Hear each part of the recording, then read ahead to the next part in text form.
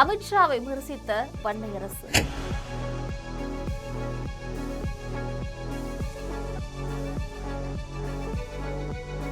பேச்சை நீக்குங்கள் என்று சொன்ன ஆதவ் அர்ஜுனா.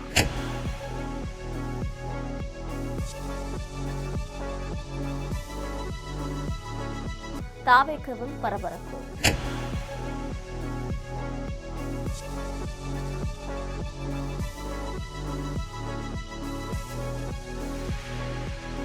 தாவேக்கவோடு கூட்டணி வச்சா மேலும் மேலும் அதை ஊதி புகைச்சல் தான் உண்டு பண்ணுவாங்க போல. காரணம், வன்னிய அரசு பேச்சுக்கு ஆதவ் கொடுத்த பதிலடி எப்படி? அவங்களே பிஜேபியோடு சுமூகமா இருக்க முடிவெடுத்து விட்டார்கள். ஆனால் இந்த வன்னிய அரசு அதற்கு முட்டுக்கட்டை போடுவார் என்று அவருக்கு ஆதவ் அர்ஜுனா கொடுத்த பதிலடியை நம்முடைய ஜெம் தொலைக்காட்சி மூலமாக பார்க்கலாம்.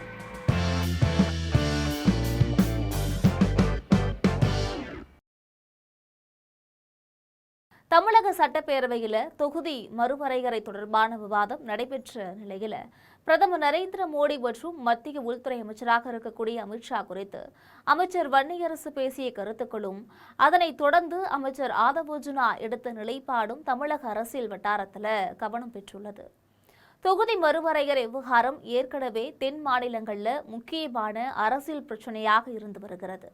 மக்கள் தொகை அடிப்படையில் நாடாளுமன்ற தொகுதிகள் மறுவரையறை செய்யப்பட்டுச்சுன்னா மக்கள் தொகையை கட்டுப்படுத்திய தமிழ்நாடு உள்ளிட்ட தென் மாநிலங்களோட நாடாளுமன்ற பிரதிநிதித்துவம் பாதிக்கப்படலாம் என்ற அச்சம் தொடர்ந்து முன்வைக்கப்பட்டு வருது. இந்த பின்னணியில தான் சட்டப்பேரவையில் இந்த விவகாரம் குறித்து விவாதமும் நடைபெற்றிருக்கிறது.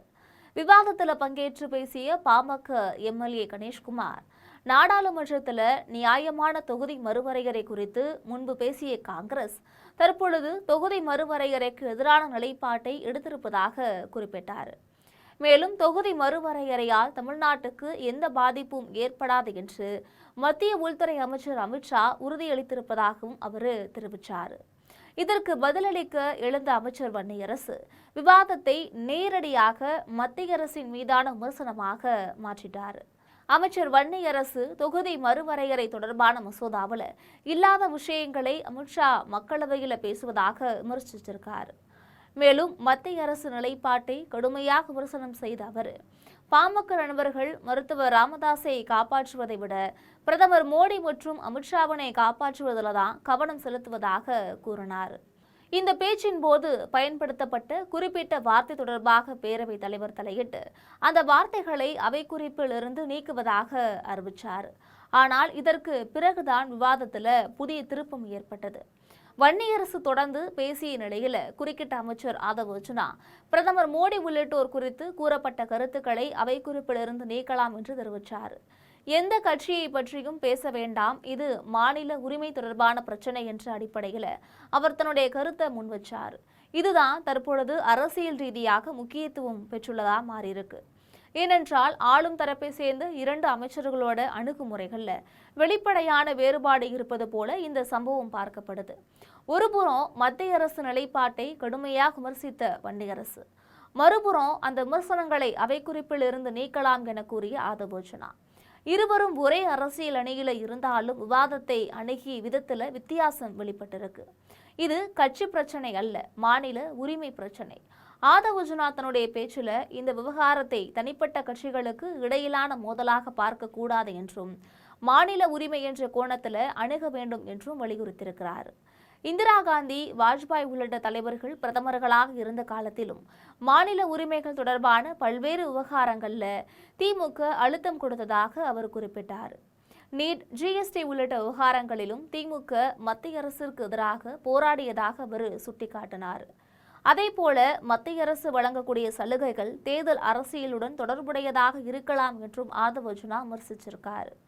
தொகுதி மறுவரையறை என்பது வெறும் தொகுதிகளின் எல்லைகளை மாற்றக்கூடிய நடவடிக்கை மட்டுமல்ல. மக்கள் தொகையை அடிப்படையாக கொண்டு நாடாளுமன்ற தொகுதிகளின் எண்ணிக்கை மறுசீரமைக்கப்பட்டால் அதிக மக்கள் தொகை கொண்ட மாநிலங்களுக்கு கூடுதல் நாடாளுமன்ற இடங்கள் கிடைக்க வாய்ப்பிருக்கு. மாறாக குடும்ப கட்டுப்பாடு உள்ளிட்ட நடவடிக்கைகள் மூலமாக மக்கள் தொகை வளர்ச்சியை கட்டுப்படுத்திய தமிழ்நாடு போன்ற மாநிலங்கள் தங்களுடைய நாடாளுமன்ற பிரதிநிதித்துவத்தை இழக்கக்கூடிய சூழல் உருவாகலாம் என்ற கவலை தென் மாநிலங்களில் இருந்து தொடர்ந்து முன்வைக்கப்பட்டிருக்கு. இந்த அச்சத்தை மையமாக வைத்தே தமிழக அரசியல் கட்சிகள் தொகுதி மறுவரையறை குறித்து தொடர்ந்து குரல் கொடுத்து வருகின்றன. அதிக ஜிடிபி உள்ள மாநிலத்திற்கு அதிக எம்பிக்கள் என்று ஏன் சொல்லக்கூடாது? ஆதவ் அர்ஜுனா தன்னுடைய பேச்சில் இன்னொரு கேள்வியையும் முன் வச்சிருக்காரு. மக்கள் தொகையை மட்டுமே கணக்கில் எடுத்துக்கொள்ளாமல் அதிக பொருளாதார பங்களிப்பு அல்லது டிஜிபி கொண்ட மாநிலங்களுக்கு அதிக நாடாளுமன்ற உறுப்பினர்கள் வழங்கலாம் என்று மத்திய அரசு ஏன் கூறக்கூடாது என அவர் கேள்வி எழுப்பினார். இதன் மூலமாக ஒரு மாநிலத்தின் மக்கள் தொகை மட்டுமல்ல, அதன் பொருளாதார பங்களிப்பும் பிரதிநிதித்துவத்தில் கணக்கில் கொள்ளப்பட வேண்டும் என்ற வாதத்தை அவர் முன்வைத்தார். திமுகவை விட்டுக் கொடுக்காத ஆதவ் அர்ஜுனா இந்த விவாதத்தில் ஆதவ் அர்ஜுனா மத்திய அரசை மட்டும் விமர்சிக்கவில்லை. தொகுதி மறுவரையறை தொடர்பான மசோதா தோல்வியடைந்ததற்கு திமுகவின் பங்களிப்பும் இருப்பதாக அவர் கூறினார். மேலும் மாநில உரிமை தொடர்பான பிரச்சனைகள் வரும் பொழுது நாடாளுமன்றத்தில் காங்கிரஸ் உள்ளிட்ட கட்சிகளுடன் திமுக இணைந்து நிற்க வேண்டும் என்றும் அவர் வலியுறுத்தியிருக்கிறார். குறிப்பாக தற்பொழுது தாவேகவுக்கு நாடாளுமன்ற உறுப்பினர்கள் இல்லாத நிலையில் தமிழகத்தின் மாநில உரிமை சார்ந்த பிரச்சனைகளை நாடாளுமன்றத்தில் வலுவாக எடுத்துச் செல்ல பிற கட்சிகளுடன் ஒன்றிணைந்து செயல்பட வேண்டிய அவசியம் இருப்பதாக அவரது பேச்சு அமைந்திருக்கிறது. அப்படியென்றால் வன்னியரசு ஆதவ் அர்ஜுனா இடையே கருத்து வேறுபாடா? இதுதான் இந்த சம்பவத்தின் அரசியல் முக்கியத்துவம். வன்னியரசு அமித்ஷாவின் கருத்தை நேரடியாக விமர்சித்து மத்திய அரசு நிலைப்பாட்டை கேள்விக்குள்ளாக்கியிருக்கிறார். ஆதவ் அர்ஜுனா அதே நேரத்தில் அந்த விமர்சனத்தை தனிநபர் அல்லது கட்சி விமர்சனமாக கொண்டு செல்லாமல் மாநில உரிமை பிரச்சனையாக மட்டுமே விவாதிக்க வேண்டும் என்கிறார். இதனால இருவருடைய அரசியல் அணுகுமுறையிலும் வேறுபாடு உள்ளதா என்ற கேள்வி எழுந்திருக்கு.